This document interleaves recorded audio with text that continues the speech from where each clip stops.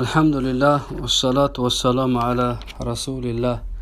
اللهم لا سهل إلا ما جعلته سهلا وأنت تجعل الحزن إذا شئت سهلا. لله تعالى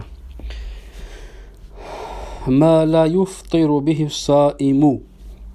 این باب در بیان یعنی احکام و مسائلی که روزه را نمیشکند، یعنی صائم یعنی روزدار روزش نمیشکند.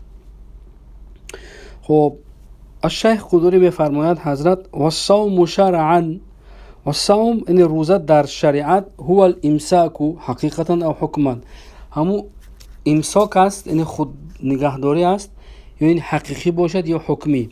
اگر دیتون باشد در اول کتاب روزه فهمونده بودیم حقیقی یعنی چیزی که در داخل شکم داخل شود، یعنی در معده میگن حقیقی امساک یعنی خودداری حقیقی، یا میشد امساک یعنی خودداری حکمی، مثل اینکه بینوشد یا بخورد یا که جماع کند از روی فراموش خاطری، اینا میگن حکما.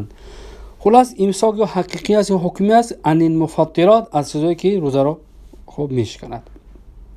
خودش میگه ان الاکل والشرب والجماع نهارا مع النیه، این همون روزه امساکی که حکمی است گفتیم، یعنی خوردن یعنی بازداشتن خودداری کردن از خوردن و نوشیدن و جماع، یعنی همخوابی کردن با زنش روزانه همراهی نیت من اهلیها، کسی که از اهلی روزه باشد، یعنی که حایده و نفسا و این چیزا نباشد، کما مرد که گذشت در اول کتاب.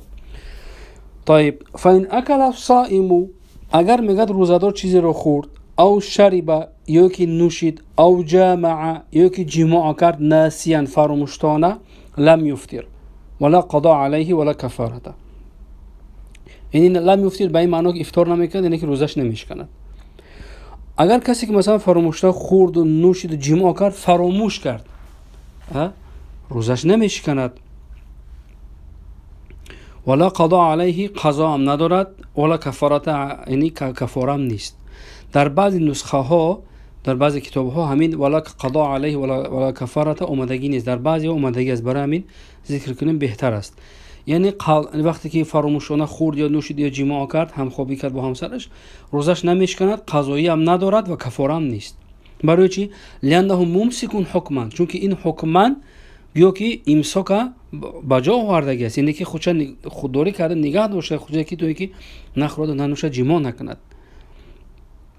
لأن الشارع اضاف الفعل الى الله تعالى حيث قال، چون که میگه شارع یعنی شریعت، کسی که به شریعت به ما رسوند، یعنی که رسول اکرم صلی الله علیه و سلم میگه اضافه کل فعل رو به سوی خداوند، حيث قال الذي اكل و شرب، خیلی که در حق کسی که خورد یا نوشید فراموشانه حکمش چی است، از قرآن رسول اکرم صلی الله علیه و سلم برای ما تعلیم دادن. گفتن قوله تعالی، خب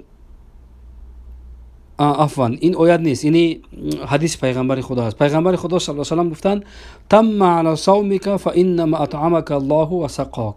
در حدیث مشهوری که بخاری و مسلم، ابو داود، ترمذی این صحیح سیتا روایت میکنن، میگه مرد اومد نزد رسول اکرم صلی الله علیه و سلم، گفت رسول الله من خوردم نوشیدم دیگه فراموشانه بودم. خب در حال روزه‌داری فراموشانه. بعدا رسول اکرم صلی الله علیه و سلم گفت که الله اطعمک و سقاک، یعنی که خداوند تو را طعام داد، این تو امروز مهمان خدا بودی، تو را طعام داد و تو را شراب نوشانید. برای همین از همین حدیث دلیل میگن که تم علی صومک، یعنی روزه تو تمام کنی، مقصد دوام بده، روزه شکستگی نیست. فانما اطعمک الله و سقاک، یعنی که خداوند تو را طعام داده است و سقاک نه سیراب گرانده است.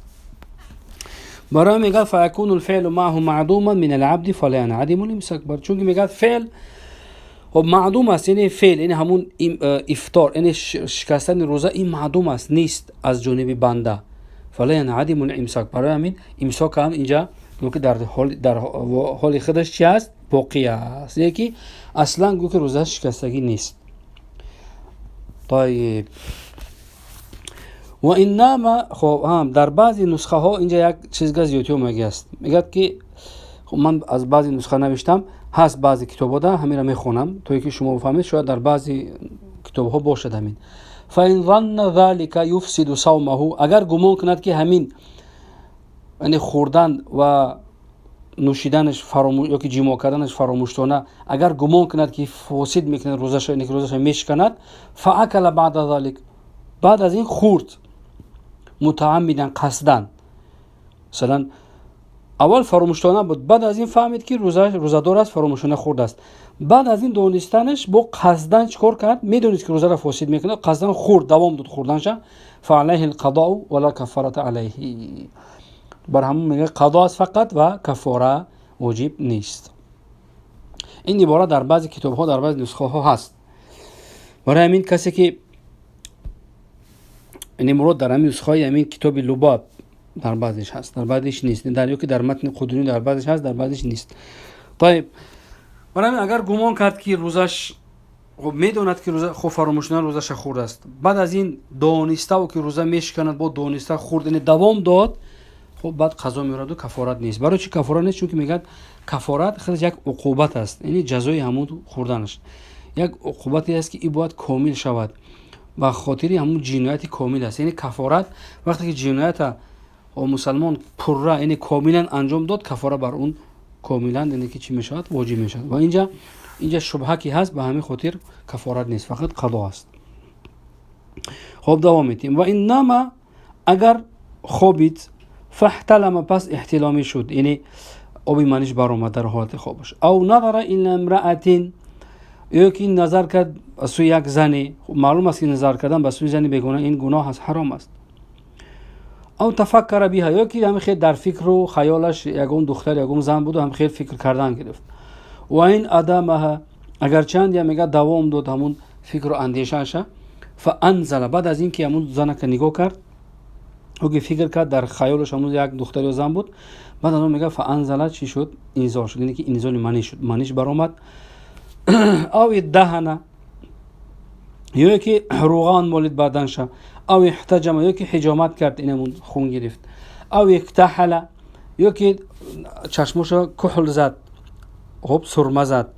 و این وجد طعمه خب فی حلقه، اگر چند میگه همون مزه همون کحل را، یعنی همون سرمه را در حلقش اگر چند هم خب پیدا کرد، که احساس کرد، خب اشکال ندارد مقصد. او قبل ولم ينزل، یا که بوسه کردنش رو نکی منیش واضح نشد، یعنی منی نبرآمد، در همه صورت ها لم یفطر، یعنی که روزش نمیشکنه.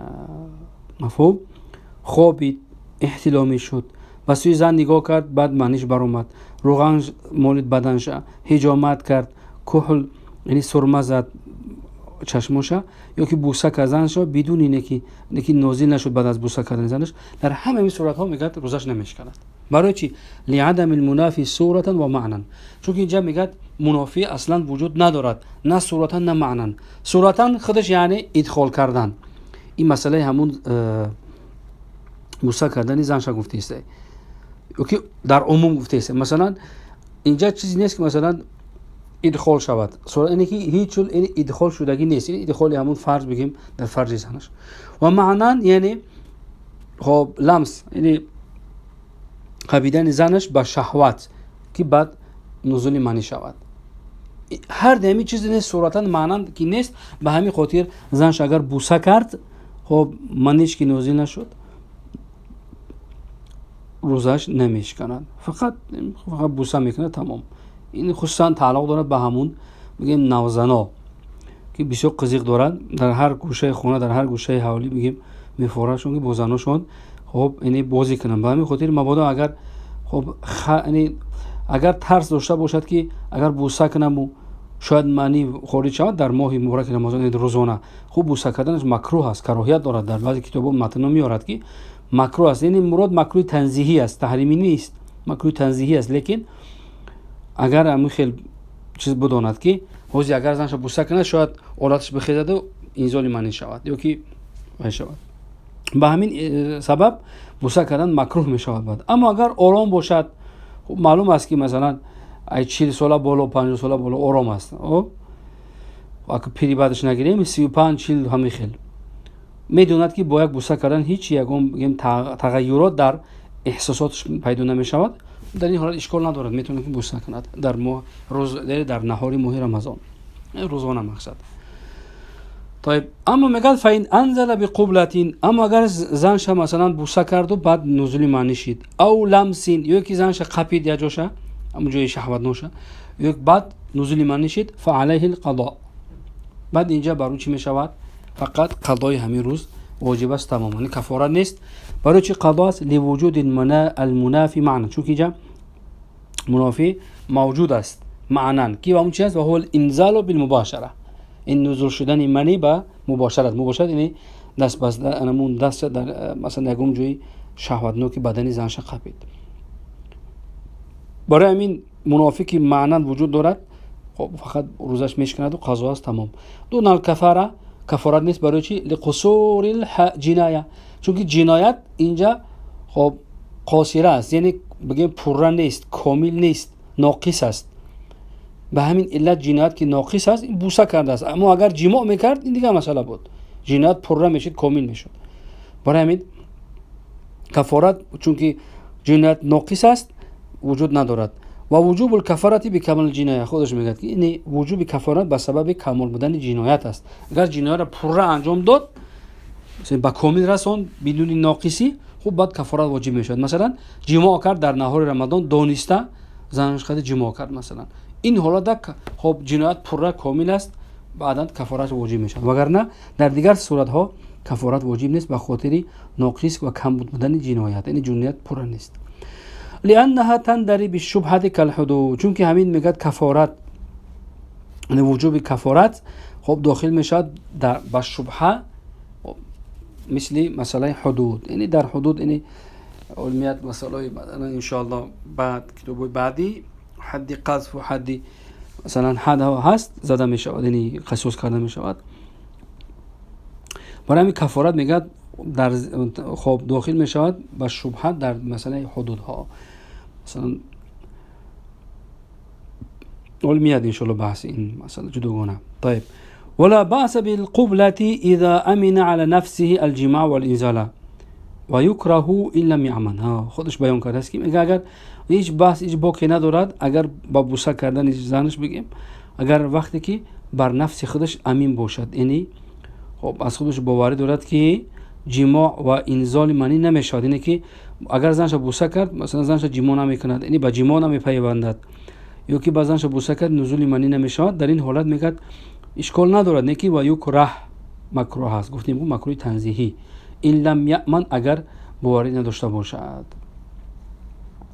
خب اگر باوری نداشته باشد اون بوسه کردنش مکروه تنزیه میشه، لان عینه لیس بفطر، یکی بمفطر، چون میگه خود همون خب قبل یعنی بوسه کردن، خب این خود یعنی بوسه کردن روزه را نمیشکند، فقط بوسه کردن روزه را نمیشکند. و ربما یسیر فطرا بعاقبته، شاید که میگه روزه را بشکند عاقبت همین بوسه، همین نیست؟ وقتی بوسه کردی یک بار دو بار سه بار، بعدن در لبها که بوسه کردی بعدن با شهوت میخیزد و عاقبتش چی میشود؟ جماع میشود. بعد برای میگه خود بوسه کردن این روزه را نمیشکند، او عاقبتی که بعد بوسه کردن میاد، یعنی بعد از بوسه کردن بعد جماع میاد، انا وای روزه را میشکستگی.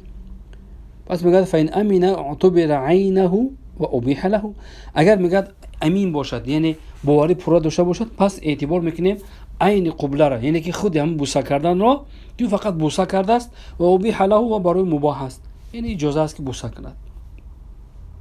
و این لم یأمن، اما اگر باوری پورا نداشته باشد از خودش، تعتبر عاقبته و کره، پس ما اعتبار میکنیم عاقبت همون بوسه کردن را که همون گفتیم جماع است، و این در این حالت که باشد بعداً بوسه کردن چی میشود؟ مکروه تنزیهی است اگر از خودش باوری نداشته باشد. طيب هدایه.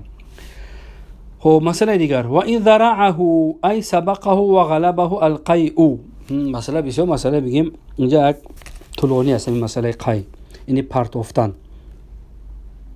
اگر میگه سبقت کرد که غلبه کرد همون خب صائم را، این روزدار را در نهار روز، در روز رمضان، القی یعنی همون قی، خب میگن که بعضی لغت های میگیم توجیه فارسی میگن پرتافتن، آخ کردن، پرتافتن، قی کردن، خلاص قی. لکن میگه بلا صنعه، بدون خودش، یعنی خودش قی مثلا چریکش نه انداخت، همین خیلی سرش درد کرد مثلا پرتافت، یعنی قای کرد. ولو ملء فیه، اگر چند با پوری دهان باشد، لم یفطر. خوب گوش کنید که میگه اگر همون قای خود به خودش برآمد، مثلا انسان میشود روزه میگیرد، خب بعد یا بعد از نزدیکی، خصوصا در تابستان روزا دراز هستند، بعد یا بعد نزدیک به چی را میگم افطار، انسان شاید هش برود، شاید سرش درد کند، شاید قای کند، هر حالت میشود مسلمان. برای همین اگر بلا صنعه گفت قید کرد که بدون عمل خودش، یعنی خود به خود همون قید برآمد، مثلا در سرش درد کرد برآمد، لم یفطر. در این حالت اگر چند یا میگه پوری دهم باشد، روزش نشکسته است. و کذا، و همچنین میگه روزش نمیشکند لو عاد، این اگر بار بگردد خودی همون قی بنفسی، اگر چند با پوری دهم باشد به نفس خودش، یعنی که و کان دون من الفم عفوا، نکی میگه کمتر از پوری دهم باشد، اتفاقا، یعنی اتفاقا نزد امام ابو حنیفه، ابو یوسف، امام محمد روزش نمیشکند. مقصد کذا ای لم یفطر کذا، یعنی که این روزش نمیشکند اگر خودی قای کم باشد و قرق اومد با دوباره همون در دهن شما از دهنش با گشت رفت، نکی دو کان و کان دون من الفمی، یعنی کمتر از دهان بود، یعنی پوری کمتر از پوری دهان، مثلا دهنش پر نبود، کم ترک بود، همین قای کم که خودش اومد و خودش با گشت رفت، روزه نمیشکند. اتفاقی از این مسئله. اما خب امام محمد میگه و کذا من الفم عند محمد و صححه فی الخانیه خلافا لابو یوسف. لیکن امام محمد میگه و همچنین است، یعنی که روزه نمیشکند اگر چند همین قای با پوری دهان اومد خودش با خودش برگشت با اون پوری دهان رفت داخل، نزد امام محمد روزه نمیشکسته است. و صححه فی الخانیه، و تصحیح کرده است همین قول امام محمد، قولش در کتاب خانیه خلافا لابو یوسف. لیکن امام ابو یوسف میگه نه، اگر معلوم است که میگه اتفاق، ما برای اتفاق داریم که اگر خب قای کم اومد خودش اومد با خودش با خود برگشت رفت، روزه نمیشکند، این ده میگه ما اتفاق داریم. اما اگر امام ابو یوسف میگه اومد با پوری دهان با خود به خود گشت رفت پوری دهان عقب، روزه میگه میشکند. امام ابو یوسف اینو میگه، خب روزه میشکند. خب اما امام محمد میگه روزه نمیشکند. طيب اكون میبینیم که دوام ده چی میگن، و این اعاده و کان من الفم فسد. انا که بو مسئله را نزد امام محمد است. اما اگر میگه اعاده، یعنی خودش با خودش برگردوند همون قایش، یعنی اومد همون قای پوری دهان نخواست که بیرون پرتویش، خب با خودش همون را قرد کرد، بر یعنی قرد کرد داخل، فسد اتفاقا نزد همه ابو یوسف، امام محمد، امام ابو حنیفه، خب روزش فاسد میشه، دیگه روزه میشکند، روزه میشکند، چون که با پوری دهان اومد و اون انسان خودش خود به خود امر چیکار کرد، قرتش کنه که خودش هم کار طلب کرد. اما در قول امام محمد در بالا حضرت گفتن روزه نمیشکند اگر چند با پوری دهان باشد عقب بگردد قای، خود به خود قای بگردد، نه انسان خودش نکند، خود به خود هم قای خودش میگردد. اما در اینجا نه، اتفاقا یعنی پوری دهان همون انسان خودش با قرتش کرد، یعنی بر روزه یعنی برعکس قرتش کرد و روزش میشکند. و کذا دونه عند محمد خلافا لابو یوسف. و همچنین است، یعنی همچنین روزه فاسد میشد، یعنی روزش میشکند اگر روزه یعنی همون قای کم اومد، کم اومد یعنی پوری دهان نبود، دونه یعنی کمتر از پوری دهان بود، خب اومد خودش با همراه قصدن گردوندش، این در محمد یفسد، این نزد امام محمد روزه چی میشود، میشکند. قای کرد کم ترک، نخواست که بیرون پرتوش، با همراه دوباره چکار کرد، همون قایش یعنی خودش قرتش کرد، فرو بردش، خود به خود خودش فروش برد، روزش میشکند اگر چندی هم کم باشد. امام محمد میگه خلافا لابو یوسف. اما امام ابو یوسف میگه نه، اگر کم اومد یعنی خودش قای خودش طلب کرد، مثلا چلیکش انداخت کم ترک اومد، بو خود به خودش همون را فروش برد، امام ابو یوسف میگه که روزش نمیشکند، به شرطی که قای خودش مثلا طلب کرد بر اومد، یعنی به سبب خودش بر اومد، با سبب خودش داخل شد، یعنی همون انسان خودش هم کار کرد، روزش میگه نمیشکند. امام ابو یوسف میگه، لیکن میگه والصحیح فی هذا قول ابی یوسف، صحیح در همین است که قول ابو یوسف درست است. خانیه قول امام یوسف درست است در این مسائل همش. طيب و این استقا عامدا، اما اینجا که مسئله بلود قی گفت و این ذرعه القی، اما اینجا استقا اینه انسان خودش قی چکار میکند؟ طلب میکند. عامدا ای تعمد خروج القی، یعنی قصدن انجام داد خارج شدن همون قیش را. این مسئله هم یه چیز میخواد، اگم دوری میخواد که قی میبراید، یا که مثلا انگشت اینم چریکش میاندازه چقر قی میبراید، خودش کرده میکره. و کان ملء فیه، و پوری دهان قد برآمد، فعلیه القضاء، در این حالت فرنا نزد همه چی است؟ قضا است، یعنی که روزش میشکند و بعد روز قضا میبرد. دون الکفاره، نه کفارت نیست. قال فی التصحیح، در تصحیح آورده است که قید بملء الفم، یعنی شیخ خدری در متن آوردن گفتن که و این استقا عامدا ملء فیه فعلیه القضاء، گفتن اگر خودش همون قی طلب کرد برآمد، یعنی به سبب خودش با همین قیش پوری دهان قطعی بود. برای میگه قید کرد پوری دهان رو، برای چی؟ لانه اذا کان اقل لا یفطر النبی یوسف، در بالا ذکر کردیم کم در پیشتر که چون میگه اگر کمتر از پوری دهان باشد، اگر چندی هم خودش هم قید مثلا خواست در طلب کرد برآمد، نزد امام ابو یوسف روزش باطل نیست، روزش فاسد می شود. و اعتمده المحبوبی، امام محبوبی اعتماد کردن قول امام یوسف را. و قال فی الاختیار، در اختیار گفتن حضرت کی و هو صحیح، محبوبی گفتن قول صحیح است. و هو روایت الحسن عن ابی حنیفه، و همین گویا که یک روایت حسن ابن زیاد از امام ابو حنیفه باشد. حسن ابن زیاد یعنی شاگرد امام ابو حنیفه. طيب اینی اگر همون قیع چکار کرد؟ خودش طلب کرد و با کم بود فرور بردش. و این کان فی ظاهر روایتی لم یفصل، اگر چند میگه در امام محمد در کتاب های ظاهر روایت همین مسئله رو تفصیل نوارد، یعنی جدا نکرد از بین کم بودن همون قیع و بسیار بودنش، در کتاب های ظاهر روایت آوردگی نیست. لیکن نزد امام ابو یوسف چی است؟ همون کم باشد اگر روزه نمیشکند. برای چی؟ لأن ما دون ملء الفم تبع لریقی کما لو تجشا، چون که امام ابو دلیل امام ابو یوسف چون که میگه که کمتر از پوری دهان، کمتر قی میگه ای همون تابع آب دهان است. ریق و تابع دهان میگن، تابع آب دهان است، گویا که کمتر است. مثلی میگه همچون که در مسئله تجشع است. تجشع همون در مثلا در زبان ما شما آرق میگن آرق زد، بر روسیش میگن اتریشکا، اگر خطا نکنم در زبان روسی میگه اتریشکا. همون انسان وقتی که بسیار بخوره پر بخوره، اگر از حد زیاد خورد معدهش که پر شد، بعد همون طعام یعنی همون هوا رو میبره، هم خیلی یک آواز دارد که آخر همه میدونید آرق میگن، یا که بر روسیش تیسر اگر بفهمید اتریشکاش میگن. خلاص میگه چخیلی که در مثلا آرق زدن وقتی طعام میبرد، کم تر کم مزه طعام میبرد در دهان، هم مزهش میفهمی. آخه این میگه امام ابو یوسف میگه مثل همین آرق هست، همین قی کردن کم ترک، یک در دهان مزهش برآمد و باز در آمد. برای همین امام ابو یوسف میگه روزه نمیشکند. طيب وكذا لو عاد الى جوفی، و همچنین است میگه، یعنی همچنین به این معنی که همچنین روزه نمیشکند اگر بر بگردد همون قی قلیل، خب یعنی قی کم الى جوفی با همون شکمش، روزه را نمیشکند. برای چی؟ لان ما دون ملء الفم، چون که میگه کمتر از پوری دهان، لیس بخارج حکما، یعنی او را مثلا حکما یعنی در حکم خارج شدن قید داخل نیست، حسابش نمیکنیم ده که قید اصلا برآمدگی نیست.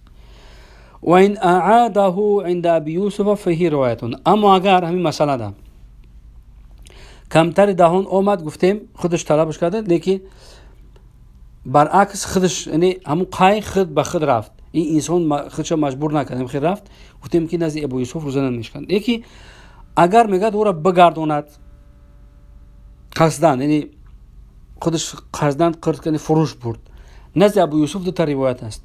فی روایت لا یفسد، در یک روایت امام ابو یوسف میگه که روزش باطل نمیشود، لانه لا یوصف بالخروج، چون موصوف به خارج کردن نمیشود، فلا یوصف بالدخول، با همین علت با داخل شدن هم وصفش نمیکنیم، یعنی نه خروج است نه دخول.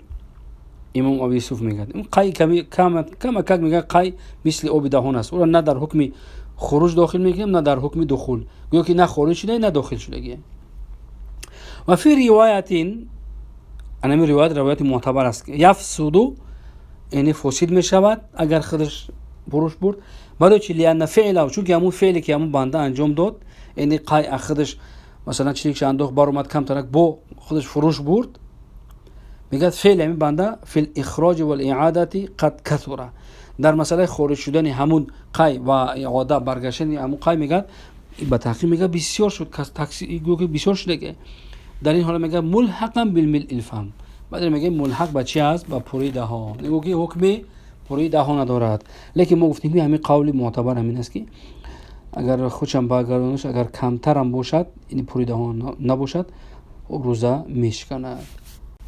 و همین قول امیر روایت امام ابو یوسف خب معتبر میگیریم، همین قول همین است. خانیه. طيب و من ابتلع الحصاة او الحديده، کسی که مثلا فرو برد حصات رو، سنگریزه، سنگچیل یا سنگریزه، او الحدیده که آهن، او نحوهما یا مانند همین سنگ و آهن، مما لا یأکله الانسان، از اون چیزی که او را عادتا انسان نمیخورد، مثلا چوب، انسان چوب نمیخورد. او یستقذره، یا که چیزی که انسان او را مستقذر میشمارد، یعنی که چیزی است که او پلید است، او را انسان نمیخورد عادتا. اگر همین چیزا فرو برد، افطره، سنگ مثلا کلوخ و نمیدونم آهن، همین چیزها، چوب، میگد روزش میشکند. لوجود صورت المفطر، به سببی که میگد همون صورت شکستن روزه اینجا وجود دارد، یعنی موجود. این روزه چیکار کرد؟ همون صورت چی است؟ یعنی داخل شدن همون چیز در شکم، مثلا در معده، به همین سبب روزش میشکند. ولا کفارت علیه، نکی کفارت نیست، لعدم المعنى، چون که اینجا معنای افطار وجود ندارد. افطار یعنی رسیدن اون چیزی که در اون نفع است به سوی معدهش و شکمش وجود ندارد، به همین علت در اینجا کفارت نیست. یعنی انسان عادتا آهن، سنگ، کلوخ، خب این چیزا را مثلا در شکمش نمی اندازد، عادتا این چیز از انسان نخی نمی شود که انسان بیاد خاک بخورد یا که سنگ بخورد یا آهن بخورد، نمیخواد. برای همین این کفاره در این نیست، اما روزش میشکند. طيب الحمدلله با آخر رسید، در همینجا توقف میکنیم و آخر دعوانا و الحمدلله رب العالمین.